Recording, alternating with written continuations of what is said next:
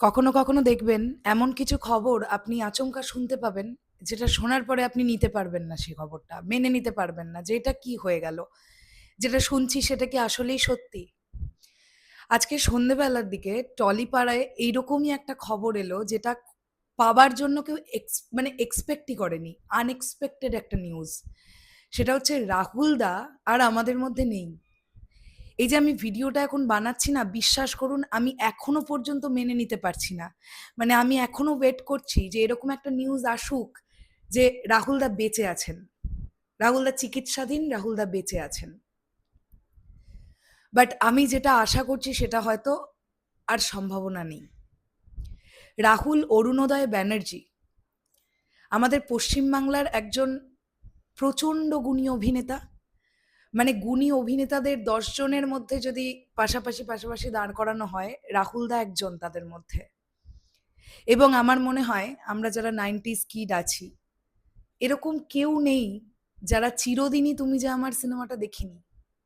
আজ থেকে কত বছর আগের সিনেমা, সেই সময় রাহুলদার পারফরমেন্স দেখলেই বোঝা যায় যে রাহুল দা কত ভালো একজন অ্যাক্টর। তারপরে আরো ধীরে ধীরে নিজেকে প্রোগ্রেস করে করে প্রচুর কাজ করেছেন, ধারাবাহিকে কাজ করেছেন, এবং জানতে পারা যাচ্ছে ধারাবাহিকের একটি শুটিংয়েই তিনি দীঘার তালসারিতে গিয়েছিলেন।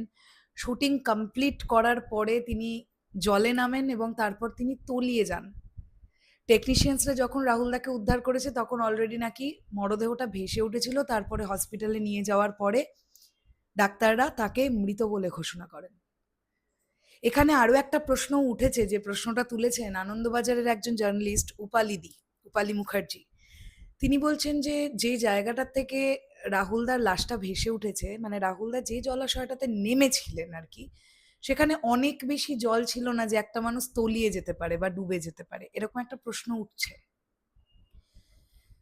সেসবগুলো না হয় ভবিষ্যতে পরীক্ষা নিরীক্ষা হবে বা আলাপ আলোচনা হবে বা হবে না, সেটা আলাদা দিক।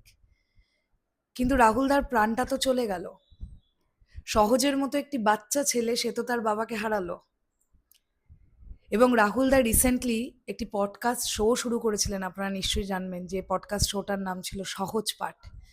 গুণী অভিনেতা বা গুণী কলাকুশলীদের নিয়ে নানান সময় নানান সেক্টরের শিল্পীদের নিয়ে রাহুল দা পডকাস্ট করছিলেন। দারুণ লাগছিল শোগুলো দেখতে, এবং প্রচণ্ড শিক্ষিত একজন মানুষ রাহুল দা, সেটা রিসেন্টলি রাহুল দার পডকাস্টগুলো দেখলে বোঝা যেত যে কত জ্ঞান মানুষটার মধ্যে, নানান সাবজেক্ট নিয়ে জ্ঞানে ভরা একটা মানুষ। তো রাহুল দা এভাবে চলে যাবে আমাদের ছেড়ে, এটা আমি এখনো মেনে নিতে পারছি না। এবং এটা টলিপাড়ায় অনেক শোকের ছায়া। আপনারা লক্ষ্য করে দেখবেন, এই রাহুলদার তো অনেক অ্যান্টি ছিল টলিউড ইন্ডাস্ট্রিতে। আপনারা দেখবেন সব কালকে চোখ মুছতে মুছতে যখন রাহুলদার বডিটা আসবে, সব দেখবেন লাইন করে দাঁড়িয়ে আছে। মানে যেন কত ভালোবাসতাম, কত আদর করতাম, হ্যাঁ এত ভালো ছিল রাহুল। এটাই এখন নিয়ম, জানেন? এটাই এখন নিয়ম।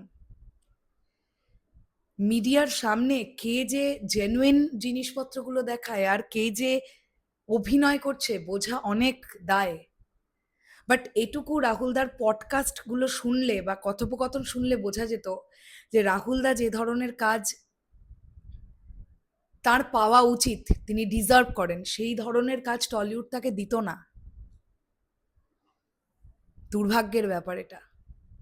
এই মানুষটারও লাইফ নিয়ে অনেক কন্ট্রোভার্সি আছে, লাইক প্রিয়াঙ্কা সরকারের সাথে তার বিয়ে, তার ডিভোর্স, এই ওই হ্যাড্ডা ব্যাড্ডা অনেক কিছু।